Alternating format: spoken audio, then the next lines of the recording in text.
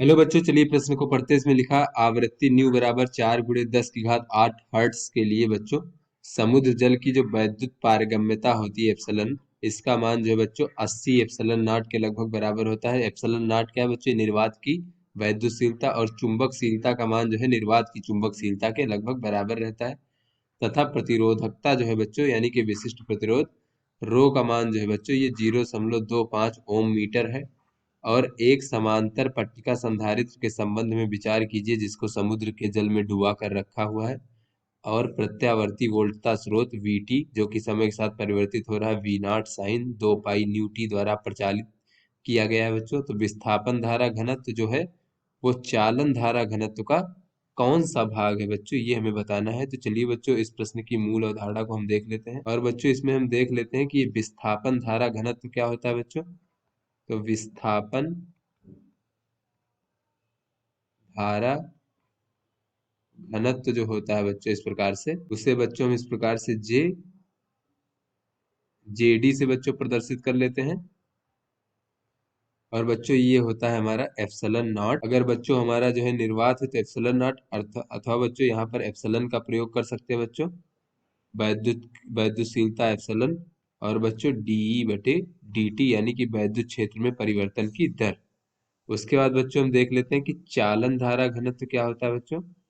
चालन धारा घनत्व, तो बच्चों इसे हम जे सी से प्रदर्शित कर लेते हैं चालन धारा के लिए। और ये बच्चों हमारा होता है चालन धारा घनत्व ई भागे रो, जहां पे बच्चों ई क्या है, ये हमारा जो है बच्चों वैद्युत क्षेत्र की तीव्रता, और रो क्या है बच्चों, ये हमारा प्रतिरोधकता है। चलिए बच्चों अपने प्रश्न को हल करते हैं। तो यहाँ पर बच्चों हमें स्रोत की वोल्टता Vt बराबर दिया गया है V0 sign 2 pi nu T, इस प्रकार से बच्चों। तो यहाँ पर बच्चों अगर हम संधारित्र के प्लेटों के बीच में जो है बच्चों वैद्युत क्षेत्र की तीव्रता देखें बच्चों, तो वैद्युत क्षेत्र की तीव्रता ई बराबर होता है बच्चों V, और भागे बच्चों अगर प्लेटों के बीच की दूरी हम d मान लें तो इस प्रकार से बच्चों d हो जाएगा।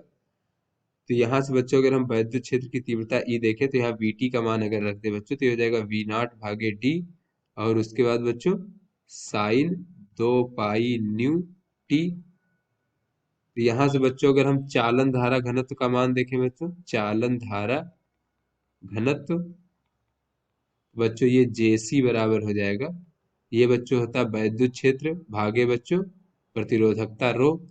तो बच्चों ये यहाँ से हमें प्राप्त हो जाएगा V0 भागे रो डी और साइन 2 पाई न्यू टी, इस प्रकार से बच्चों। तो यहाँ से बच्चों अगर हम देखें तो जेसी बराबर इसको कह सकते हैं J0 C बच्चों, और उसके बाद ये साइन 2 पाई न्यू टी। तो बच्चों J0 C क्या हो जाएगा, ये हमारा चालन धारा का अधिकतम मान हो जाएगा। तो इससे बच्चों अगर हम इसकी तुलना करें तो ये बच्चों हमारा J0 C बराबर हमें प्राप्त हो जाएगा बच्चों V0 भागे रो और डी। तो इसको बच्चों हम समीकरण 1 मान लेते हैं। उसके बाद चलिए बच्चों देख लेते हैं कि विस्थापन धारा घनत्व कितना हो जाएगा। विस्थापन धारा घनत्व, तो बच्चों जैसा कि हमने मूल अवधारणा में देखा विस्थापन धारा घनत्व होता है एप्सिलन और डी भागे dt। तो यहाँ से बच्चों ये हो जाएगा JD बराबर एप्सिलन और डी भागे dt। तो बच्चों यहाँ से ये हो जाएगा एप्सिलन, और ई का मान अगर बच्चों हम देखें तो ये ई का मान बच्चों है V0 भागे d sine 2 pi nu t. तो बच्चों ये हो जाएगा V0 भागे डी और साइन 2 पाई न्यू टी बच्चों, इस प्रकार से भागे बच्चों dt हो जाएगा। तो इस प्रकार से बच्चों विस्थापन धारा घनत्व का मान हमें प्राप्त हो जाएगा बच्चों, ये यहाँ पर हमारा एप्सिलन है बच्चों, ये हो जाएगा एप्सिलन।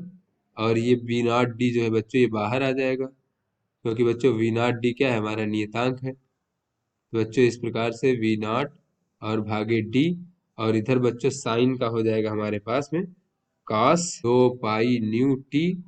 और बच्चों ये 2 पाई न्यू टी का पुनः अवकलन करेंगे तो ये 2 पाई न्यू हो जाएगा। तो यहाँ से बच्चों JD बराबर हमें प्राप्त हो जाएगा 2 पाई न्यू एप्सिलन V0 भागे बच्चों d। फिर उसके बाद बच्चों यहाँ पर हो जाएगा cos 2 पाई न्यू टी।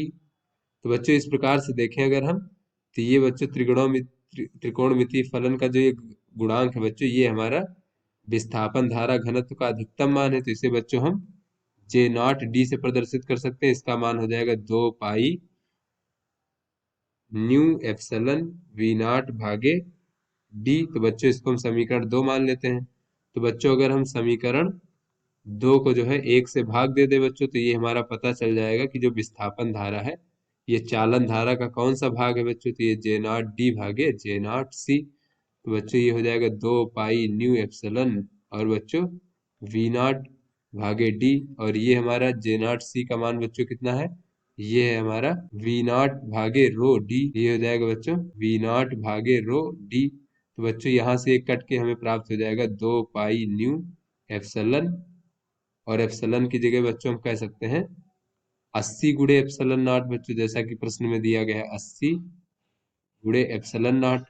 उसके बाद बच्चों ये हमें प्राप्त हो जाएगा इस प्रकार से रो।